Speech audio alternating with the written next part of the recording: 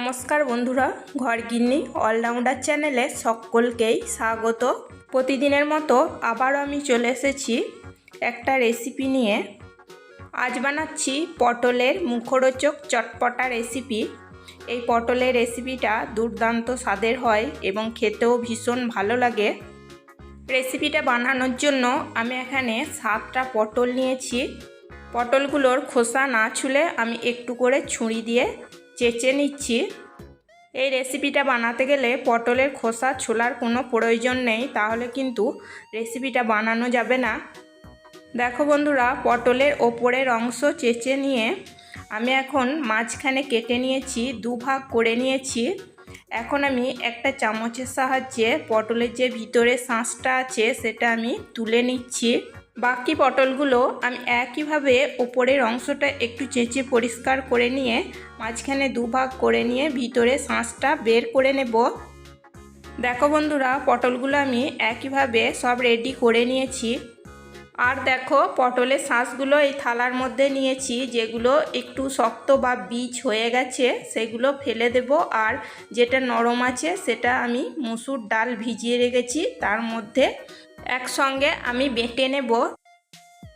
দেখো, এখানে আমি মুসুর ডাল 2 ঘন্টা মতো ভিজিয়ে রেখেছি। আর এই বাটিটার হাফ বাটির থেকে একটু বেশি মুসুর ডাল নিয়ে আমি জল দিয়ে 2 ঘন্টা মতো ভিজিয়ে নিয়েছি। মুসুর ডালগুলো ভিজেও গেছে।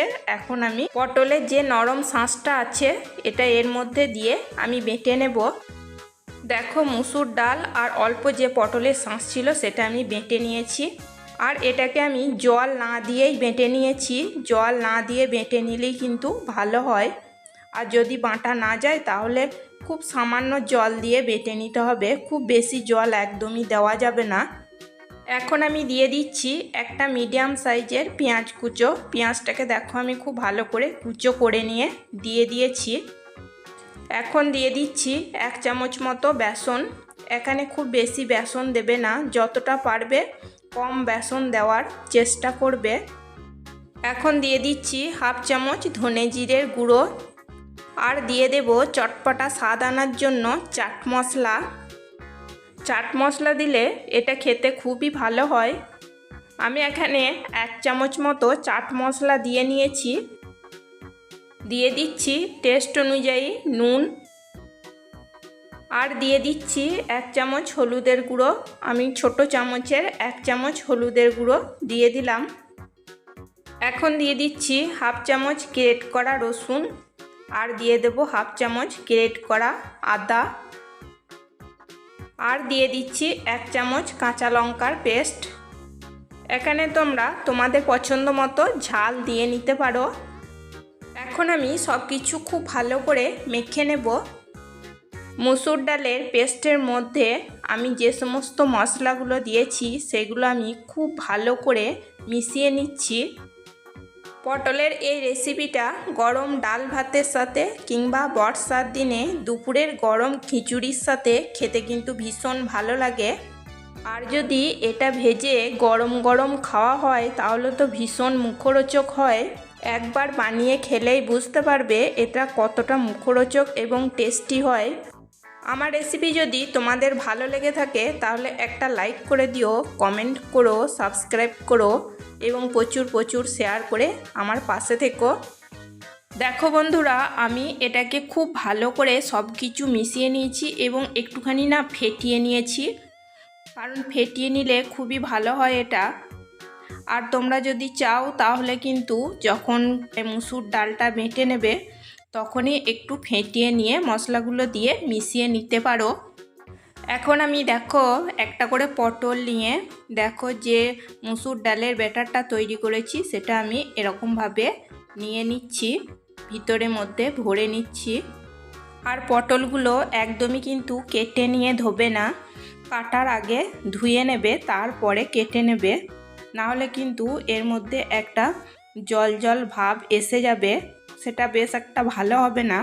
একটা পটল আমার বানানো হয়ে গেছে, আবার আমি একইভাবে দেখো বানিয়ে নিচ্ছি। তোমরা যদি এরকমভাবে পটলের রেসিপি বানিয়ে না থাকো তাহলে অবশ্যই একবার বানিয়ে নেবে, দেখবে এটা খেতে খুবই ভালো হয়। দেখো আমি সব পটলগুলোকে একইভাবে রেডি করে নিয়েছি। ওভেনে আমি ফ্রাইং প্যান বসিয়ে দিয়েছি।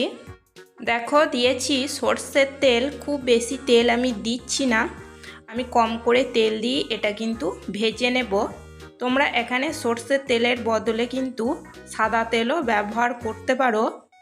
তেল খুব ভালো মতো গরম করে নিয়ে গ্যাসের ফ্লেমটা লোতে রেখে এখন আমি পটলগুলোকে দিয়ে দিচ্ছি। পটলগুলো দেখো যে দিকটা আমি মুসুর ডালের বেটার দিয়ে তৈরি করে নিয়েছি, আমি কিন্তু সেই দিকটাই প্রথমে তেলের মধ্যে দিয়ে দিচ্ছি। এরকমভাবেই কিন্তু পটলগুলোকে দিয়ে ভেজে নিতে হবে, আর অবশ্যই গ্যাসের ফ্লেমটা লোতে রাখতে হবে। আর পটলগুলোকে ভেজে নেওয়ার সময় কোনো রকমই খুব বেশি তেল দেওয়ার কোনো প্রয়োজন নেই, কম তেলেই কিন্তু এটা ভাজা হয়ে যায়। দেখো তেলের মধ্যে পটলগুলো দিয়ে দিয়েছি, বাকিটা আমি পরে ভেজে নিচ্ছি। এখন আমি লো ফ্লেম রেখেই ঢাকা দিয়ে কিছুক্ষণ রান্না করে নেব। 2 মিনিট মতো ঢাকা দিয়ে রান্না করে নেওয়ার পর দেখো পটলগুলো নিচের দিকগুলো একটু ভাজা হয়ে গেছে। এখন আমি পটলগুলোকে সব উল্টে নেব। পটলটাকে ভেজে নেওয়ার সময় একটু ধৈর্য ধরে ভেজে নিতে হবে লো ফ্লেমে, না হলে কিন্তু ভিতরটা কাঁচা থেকে যাবে।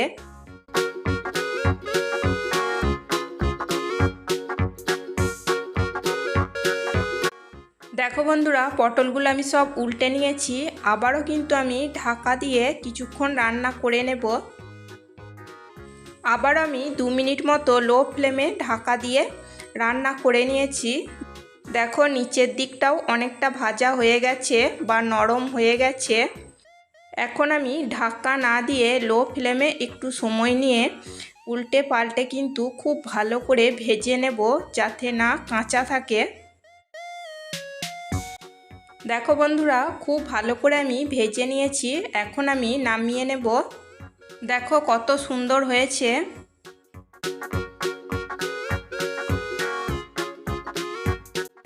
সবগুলো আমি নামিয়ে নিয়েছি, এবার আমি বাকিগুলো একইভাবে ভেজে নেব। এখানে কিন্তু আমি আর কোনো রকম তেল অ্যাড করিনি। পটল ভেজে নেওয়ার বাকি যে তেলটা ছিল তাতেই আমি বাকি পটলগুলো কিন্তু ভেজে নিচ্ছি। এখানে খুব একটা বেশি তেলের প্রয়োজন হয় না।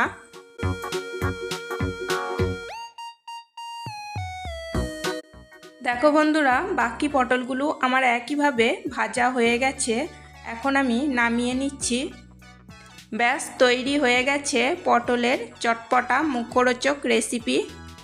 আজকের মতো এই পর্যন্তই, আবার আসবো অন্য কোনো নতুন রেসিপি নিয়ে। সবাই সুস্থ থাকবে, ভালো থাকবে। চলো টাটা, বাই।